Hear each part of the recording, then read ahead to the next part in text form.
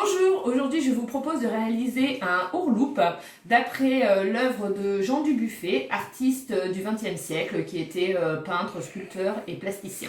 Alors pour cela vous allez avoir besoin d'un feutre noir, d'un feutre bleu, d'un feutre rouge et d'un crayon à papier. Alors tout d'abord votre enfant va devoir dessiner des formes aléatoires donc sur toute la feuille.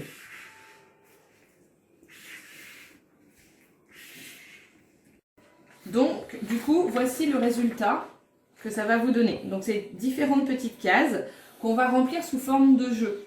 Donc, pour ça, vous allez devoir découper à peu près 8 petits papiers blancs. Et vous allez demander à votre enfant de dessiner donc une face bleue, une face rouge, des traits horizontaux bleus et rouges qui pourront aussi être verticaux, des traits obliques bleus et rouges et une face blanche. Donc ensuite vous allez devoir plier ces petits papiers et le but du jeu ça va être de remplir donc notre forme de façon aléatoire elle aussi puisque on tire au hasard les petits papiers. Donc c'est un jeu assez sympa que votre enfant peut faire autant de fois qu'il veut, puisque à chaque fois ça va donner une œuvre différente.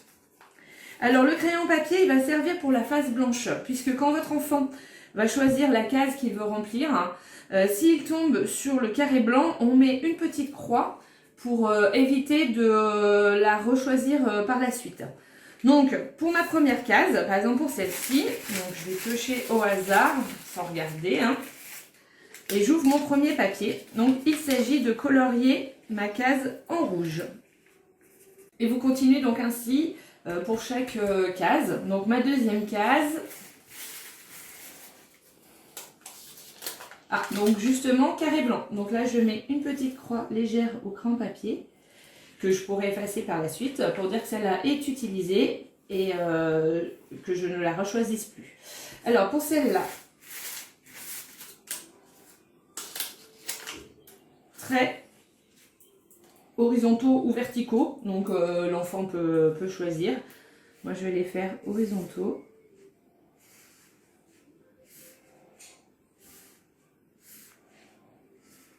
Voilà, et puis vous continuez. Alors vous pouvez éliminer les papiers pour qu'au début ils puissent prendre chaque catégorie.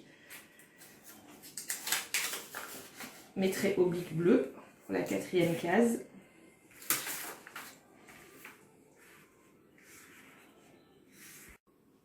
Donc voici le résultat final. Alors pour donc ça marche bien pour même les petites sections. Pour les plus grands. Petite astuce, je propose pour remplir les différentes cases de rajouter du graphisme. Donc par exemple, vous pouvez faire des petites croix, des vagues, des spirales. Donc juste faire attention que l'enfant ne touche pas les traits entre eux. Des petits flocons, voilà. Donc c'est libre après à votre imagination et surtout à l'imagination de votre enfant. Et bien écoutez, amusez-vous bien et à bientôt pour une prochaine vidéo.